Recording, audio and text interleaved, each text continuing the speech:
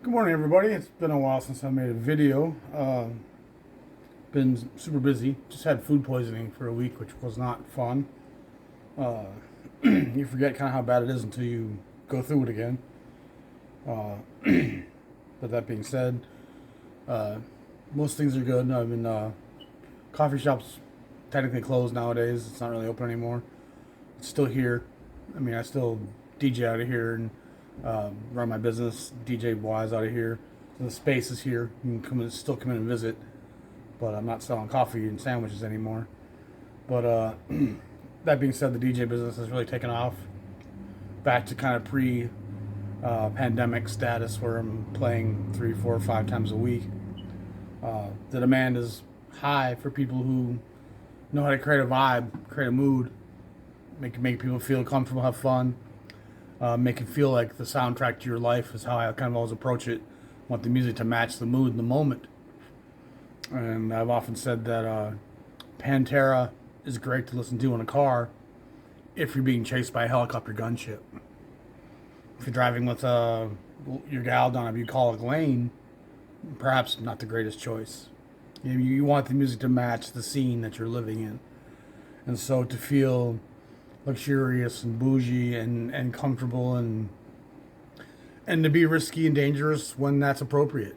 I mean, someone should be conducting the music to our lives. And I always take my DJ sets as a kind of an opportunity to make you feel like you're sitting in a scene, even if it has an extra. You're still in a cafe with a marvelous vibe happening. I'm also hosting a music trivia night on a Tuesday at another brew pub in Rochester. And I'm really enjoying that. I'm writing all the own questions. We're playing a lot of name that artist, name that album, mix and match bands and genres. And I try to weave jazz into the fabric, but it's not easy.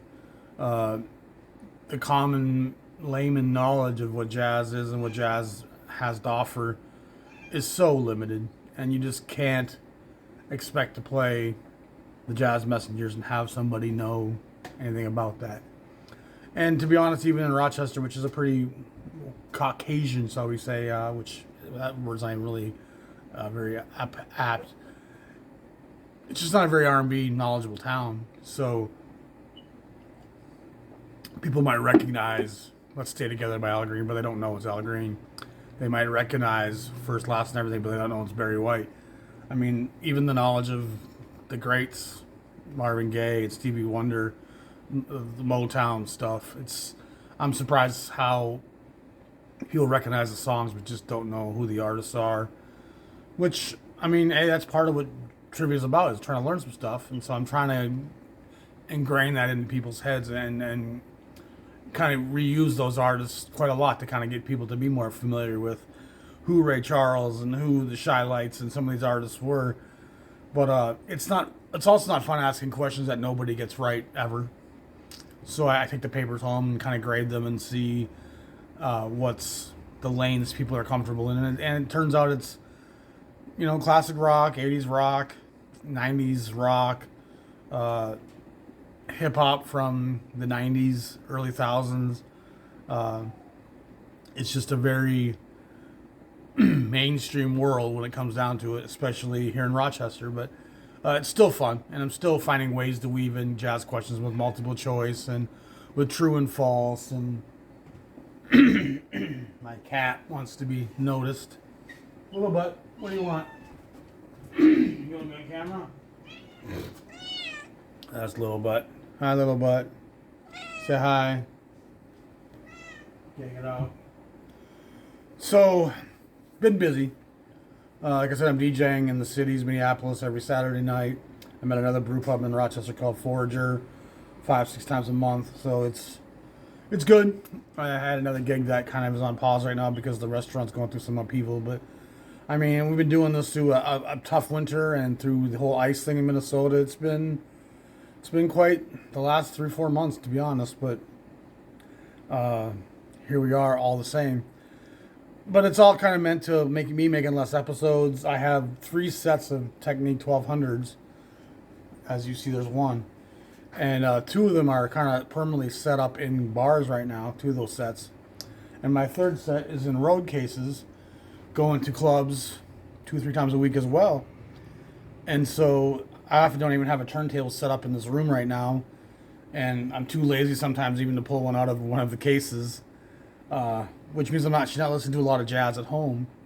I'm been listening to more jazz just on my streaming stations, and to be honest, I'm going through a lot of other music as well right now, just for trivia questions, and and also sometimes you just kind of need to just put on some new age chill stuff and just veg out, because you do kind of get a burnout at times. So coming home, rushing to set up a turntable and play jazz all day and trying to soak that in, you just don't have the bandwidth at times to kind of really digest. And so my jazz listening has been greatly diminished as of late.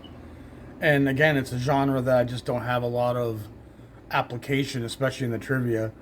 And so I'm trying to bring back other stuff into my listening routine, just to keep my palate wet and my interests and my other avenues well informed. But all the same, I've been trying to think of good episodes to make, and ideas for episodes. And part of the problem with not listening to jazz is those inspirations don't hit you quite the same way. And even when I stream my Red Garland jazz trio station, which, I get a lot of Bill Evans and Garland and just wonderful melancholic jazz, it doesn't really stir the drink the same way. But I was laying in bed last night thinking, man, I need to make an episode. And I've been wanting to do kind of a recap of the great Blue Note artists and give a fresh perspective and take, with even more hindsight now, on who the most important artists at Blue Note were. Who were the real impactors in terms of keeping the record label alive. Your Jimmy Smiths, your Three Sounds, Gene Harris, the guys who were sound-wise important, your Morgans and Mobleys and Fullers, Silvers and Art Blakey, etc. And I was just kind of playing some of that over my head, laying there last night, kind of, I would say tossing and turning, but just digesting some stuff. Excuse me. And I kind of had this epiphany, and I've said before how the music of pre-LP Blue Note, so 10-inch era Blue Note, is very different from post-55 Blue Note. And a lot of the 10-inch stuff didn't even get reissued, in part because it feels from a different era. It feels very disconnected from where Blue Note was heading all of a sudden in 55. And in 55, 54, Atlantic made an offer to Al and Frank, and they took it serious. They almost sold Blue Note. So the Blue Note that we know almost didn't exist. But thankfully they ended up turning that offer down and invested in the 12-inch LP, and they started launching the album, the label, into a new direction. And I mean, it's a pretty stark knee-jerk change, really, from 52, 53, 54 into 55, 56, and the launching of that hard bop Art Blakey, Horace Silver sound. And so just kind of playing over some of that detail in my mind, I had this epiphanal moment that was like, wow, I never really thought of this before. And I think it's a kind of interesting, fresh take, to be honest. There's little question that once you get past Jimmy Smith and his impact on the label financially and how great his albums are, the biggest horse at Blue Note, stabilizing factor, the driving sound, was Art Blakey. And Blakey goes back into the 30s and the end of the swing era. He played in some of the great early bebop bands, some of the big bebop bands even, with some of the great West Coast players. I mean, Blakey he has quite a long lineage of greatness. And his first recordings for Blue Note actually show up in 53 as A Night in Birdland. And there's actually 3 volumes of that. And that is kind of the template right there for what hard bop is going to become. And in my jazz collection, I've kind of come to the realization that there was really one musician above all others that kind of codifies what hard bop is going to be.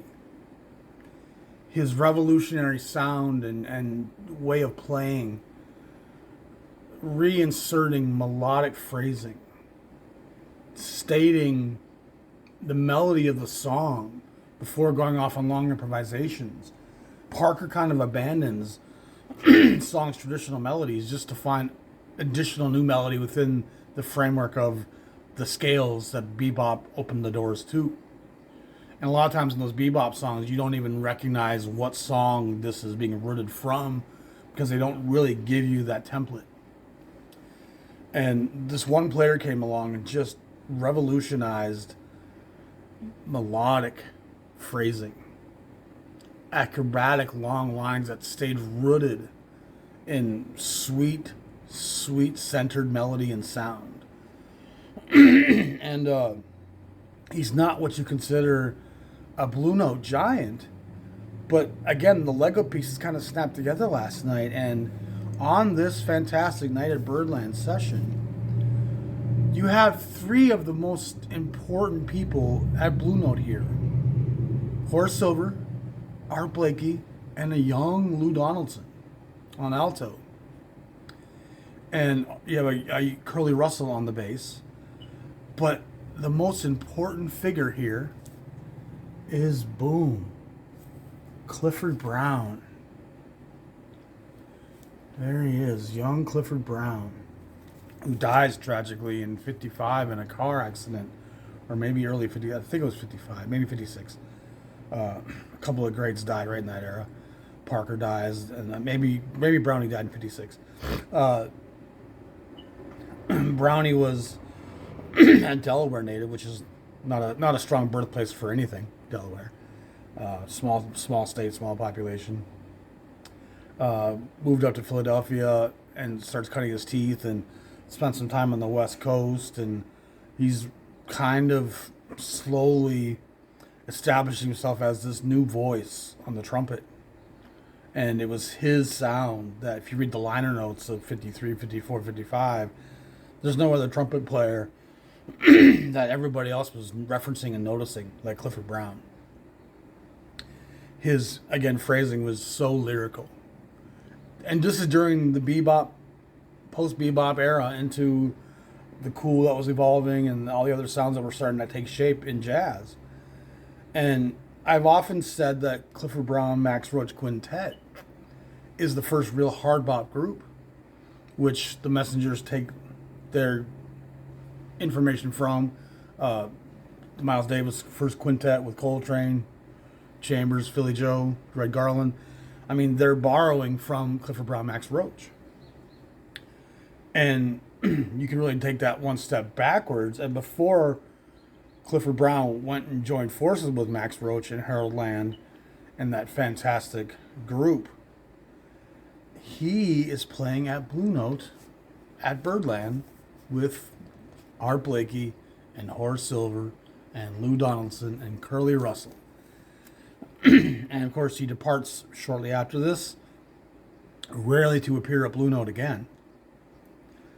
But it's this phenomenal set of recordings that does get repackaged immediately in the 12-inch era as that, with 2 volumes of that, and then gets repackaged again shortly after with that even better, probably Reed Miles cover, I'm going to guess that is. And so you have these undeniable template recordings of what hard bop is to become.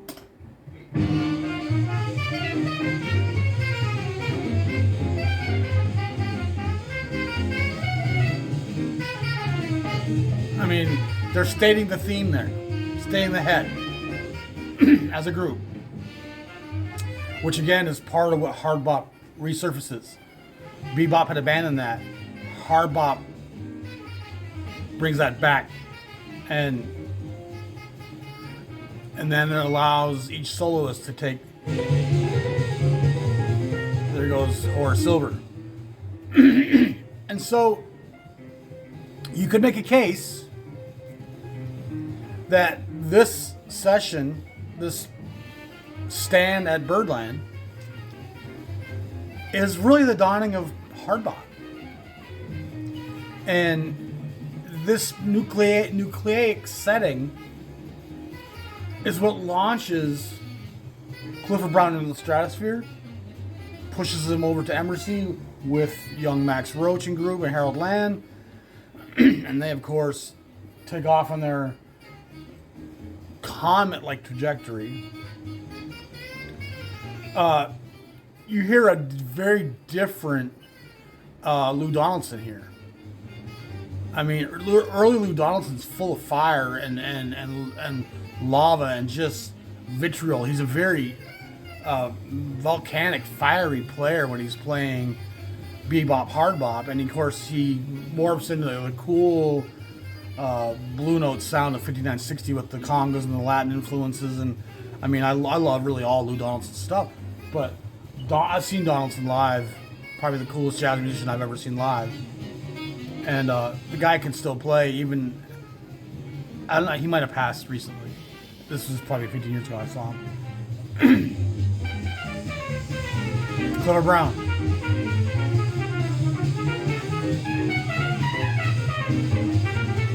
The tempo's there. And again, you have two of the architects, Blakey and Silver. You have the fantastic Clifford Brown just rolling through notes, scales, melodies, ideas.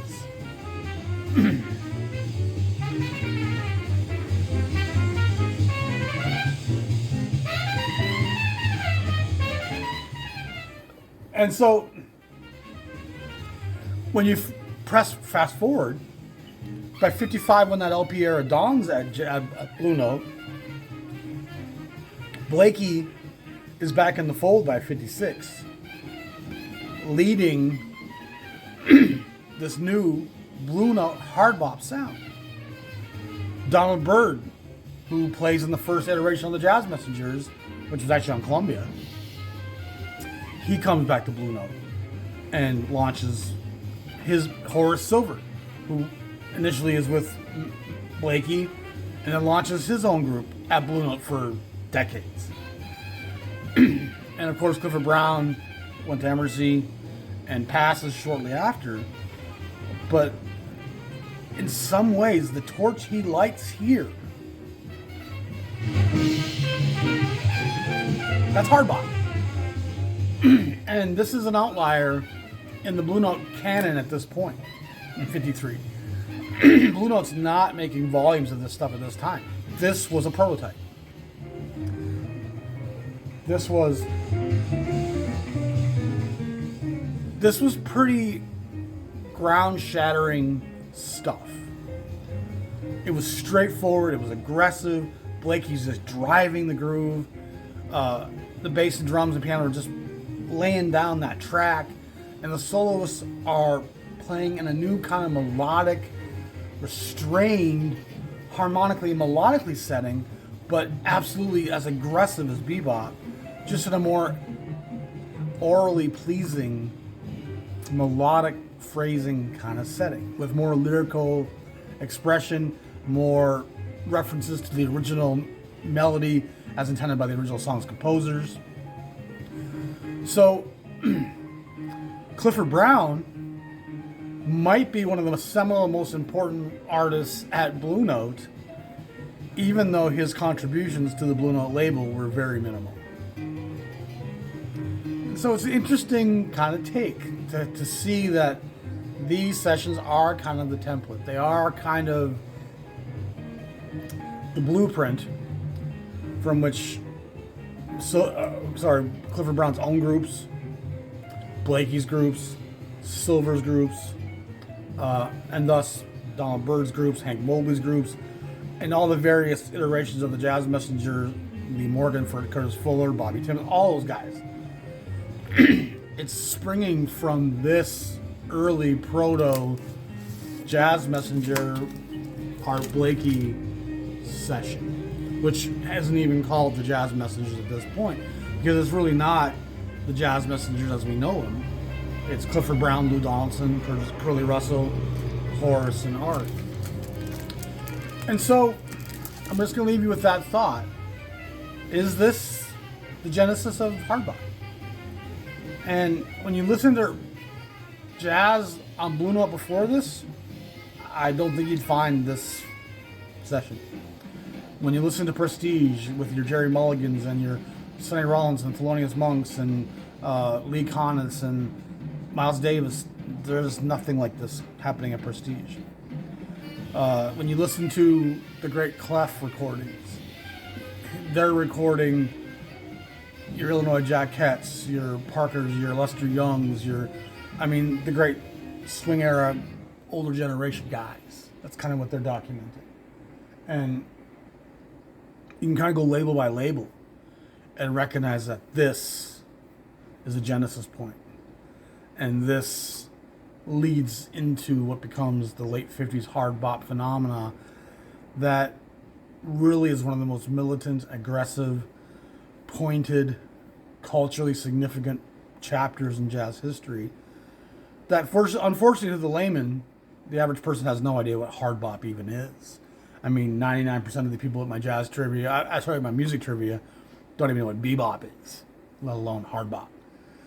And have a hard time putting jazz artists to decades or to genres or to instruments. I mean, I try some mix and match stuff where I give you 5 jazz musicians and 5 instruments, and very few people can go 5 for 5 on that. Very few people. And I'm not picking obscure players either. I'm picking pretty middle of the road, Stan Getz's and Dave Brubeck's and Miles Davis's, and people struggle, man. They just don't know jazz. So I try to weave it in as gingerly and as effortlessly as I can, but it's not the easiest thing to do. So anyway, that is kind of a new point of view. And I don't know if it's been shared before by someone, probably it has. And maybe they've pointed out but not expanded on it like I just did. But when you look at the lineup of that group and how that's such a strong template of who the founding fathers of this genre really are. I mean, with Clifford Brown, Horace Silver, and Art Blakey, you really have 3 of the greatest hard bop innovators, technicians, template setters, without question. Those are probably the 3 architects in almost every sense of the word. And here they are together in a nucleic formation, playing at this aggressive, breakneck, yet still kind of melodic and centered, pleasing to the ear, wonderful session of recordings. Give these a fresh listen and see what you have to say about it. Hope y'all are doing well. I mean, food poisoning sucked, but we survived, right? And so we'll talk to you all soon. I hope I don't have to go less long between making my next episode. Again, I have ideas at times. I want to do some stuff with Blue Note. I have some other stuff I want to work on. But I'm so busy writing questions for trivia, emptying crates from one gig, getting ready for my next gig. It's sometimes just hard to start digging through my jazz shelves and pulling out ideas for episodes. This, I'm sure, will ebb and wane at times, and inspiration will return. But all the same, we got this one done, so y'all be safe, y'all be good. Subscribe to the channel if you haven't. Keep listening to that jazz music. We'll talk to y'all soon. Peace.